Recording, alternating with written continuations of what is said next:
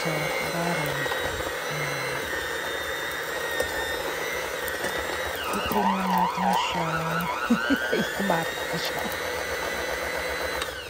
Okay, then, lagay natin tong 1 pack. Pag sinabing pack, yung talagang siksik na dark brown sugar. Ayan. Low speed lang muna tayo kasi na tatalsik siya pagka masyadong malakas.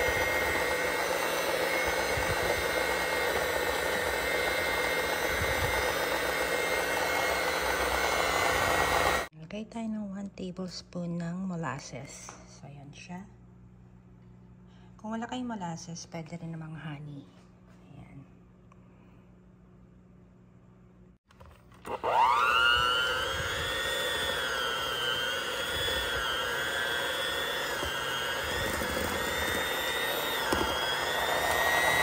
And then, naglagay ako ng isang itlog.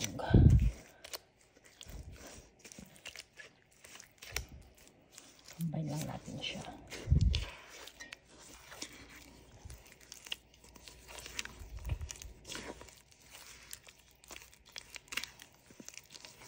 Then, maglalagay tayo ng 1 teaspoon ng vanilla. Okay, wait lang. Ito yung ating vanilla. Then, lagay na tayo ng 1 cup of flour. And then, 1 tablespoon cornstarch. Ayan. Half a teaspoon of baking soda.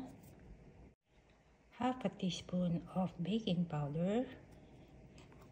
Ayan.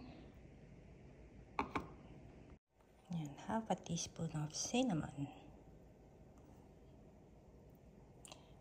And half a teaspoon of salt. Ayan, haluin na natin ng haluin to. Akala nyo lang kulang sa pero kailangan nyo lang mag-itsaga na haluin siyang mabuti bago ilagay yung oats. So, ayan, haluin ko lang to ng mabuti. Ayan, kung makikita nyo, wala na siyang kulay puti. Kumbaga, naihalo na lahat. Wala nang flour. Yun na lang nandun sa gilid. Pero kumbaga, okay lang yan. Pagba, yan. So, idadagdag na natin ang ating oats. Ito, oats. 1 and 1/2 cup oats. So, ayan. Nilagay ko na yung oats. Haluin uli natin.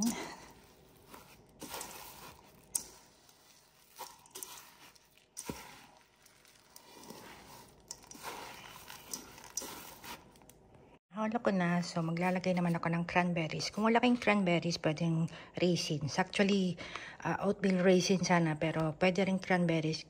Favorite ko kasi yung cranberries. So, ilalagay ko itong cranberries. Yan. Halo ko na yung cranberries. So, maglalagay din ako ng dark chocolate. Yan. Halo tayo ng konti. Siguro mga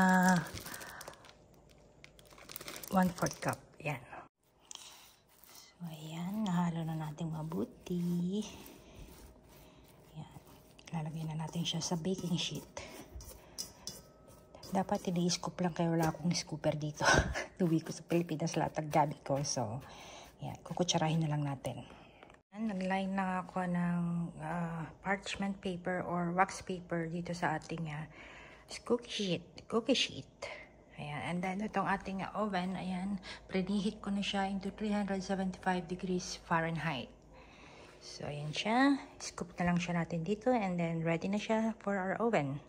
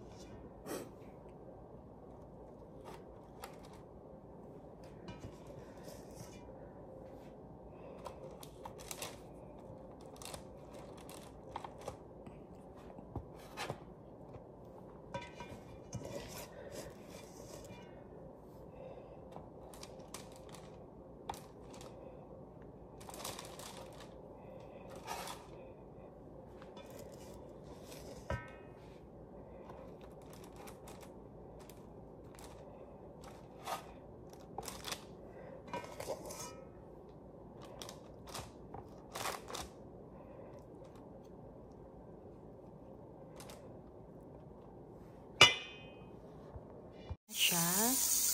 Lalagay na natin siya sa ating oven. Okay.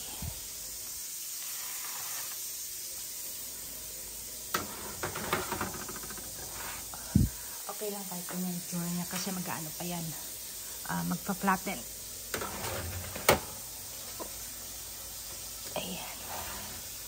So, let's close it. Yan siguro mga ano yan. 10 to 15 minutes. Let's check. I can already smell. Kunti pa. A few moments later. Ayan, check na natin. Ayan, ready na yan. Kasi pag nilabas natin yan, continuous pa rin yung cooking niya. So, pwede na natin siyang patihin. Ayan, lalabas na natin siya. Ayan, then, palalamigin na lang muna natin siya dito. Ayan. Kunawin niya lang. It's so good. So, yan na siya. Ang ating oatmeal cranberry with chocolate chips cookies. Actually, oatmeal cookies lang sana ang ano pero kung ano-ano nang pinaglalagay ko. So, ayan. Hintayin lang natin siyang lumamig. Ayan, dyan na siya. Ganyan na siya. O, diba? Yummy. Favorite kasi namin ang oatmeal cookies. Kumbaga, oatmeal raisin cookies. So, yung bunso ko, sabi niya lagyan ko raw ng chocolate. So, nilagyan ko rin ng chocolate. Ito talagang gusto rin naman ni Habi ng chocolate. Ayan, kumuha ko ng isa. Let's try. Ayan, break natin.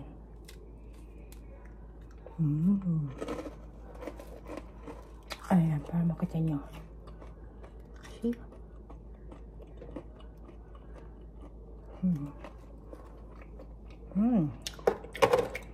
Very chewy.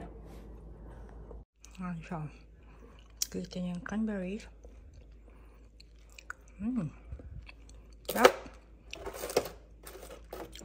Ayan. Then yung chocolate chips.